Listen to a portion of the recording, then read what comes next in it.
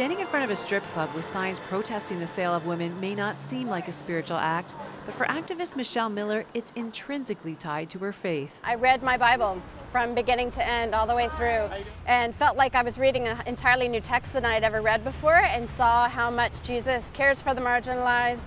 Jesus gave up his power, his equality with God, to come and be with us and be in the muck and the mire of our neighborhood and our lives.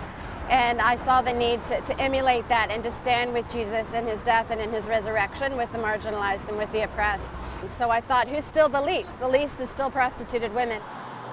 That led her to launch READ, which stands for Resist Exploitation, Embrace Dignity, an organization that works with and for trafficked women.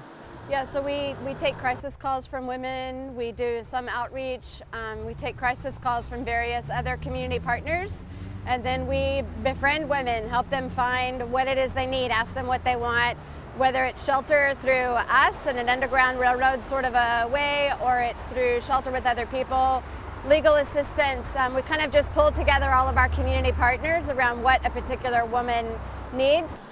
Knowing that during large sporting events like the Olympics, the demand for paid sex and the trafficking of women increases exponentially, Reed launched a campaign called Buying Sex is Not a Sport to raise awareness of the issue.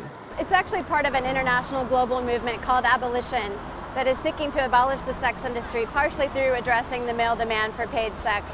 So we decided to use this chance to make a public statement against buying sex in our city. We've already seen women being trafficked. We see a higher demand. There's more ads for women, more ads selling women, more ads recruiting women. So we see this as just a step in the movement. Michelle Miller says most of the attention around this issue has been on prostituted women. With protests like these, she hopes to change that by switching the focus to those who drive the demand. Even when you hear the word prostitution, you immediately think of a woman on a street corner. But you rarely think about the Johns, about the buyers, and about the male side of the equation. And I speak about it in gendered language because it is gendered. It's largely men who are doing the buying and women who are being bought, women who are being sold. So we want to raise the awareness around that and uncloak the anonymity, because abuse flourishes in an atmosphere of anonymity. Vancouver downtown Eastside resident Erin White works with READ, helping out with their awareness campaigns and speaking to men about the root causes of the issue. One of the first things I always say is it's overwhelming that the victims in human trafficking are women and children, and the people who are oppressing in human trafficking are men. That's overwhelming. That can't be denied, and we have to confess and acknowledge that and then ask, why is that the case?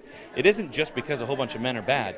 It's because there's these issues, these structural, systemic issues of power that we need to approach and deal with in the church, which is supposed to be about giving up power and privilege and being humble with our humble king. Beyond a weakness for paid sex or pornography, Erin believes it's that issue, power, that men really need to wrestle through. Men come from a place of great power and privilege. If I was to be honest and say, where do I stand in terms of world history and the world right now in terms of power and privilege, I'm right at the top.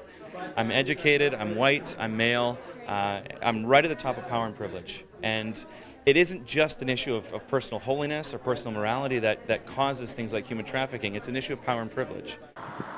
For today's protest, Michelle pulled together a diverse group, including activists, feminists, formerly prostituted women, faith-based participants, and others. And what was the message you wanted to get across there today? Going to a strip club with those signs outside, what were you really wanting to accomplish?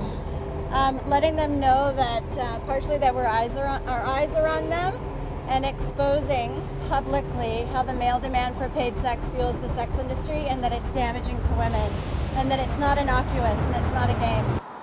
The protest in the downtown East Side took less than an hour, but Michelle's hope is that the impact of these actions lasts much longer and makes a defining impact on how society views the industry. We would like men to stop buying sex. So we would like to see the buying of women and the selling of women to be stigmatized. So just like we've done with drunk driving and with smoking in public, 20 years ago, maybe even 10 years ago, people still drove drunk, but now it's just not something that you do. So what we're trying to do is raise the awareness about the harms of prostitution and ask men, stop buying women, because that's how it'll stop, is individual men make different individual choices to not buy women. But we as people of faith need to be the first ones to stand up and say this injustice is not okay, buying sex is not a sport, and women are not for sale. Big bouncers. And it's the support and encouragement she's received from people of faith that has both surprised and strengthened her in this David versus Goliath fight. Many churches and Christian organizations have stood with her through prayer, support, and participation, raising their voice along with hers for those who often cannot speak for themselves. In Vancouver, Cheryl Weber, 100 Huntley Street.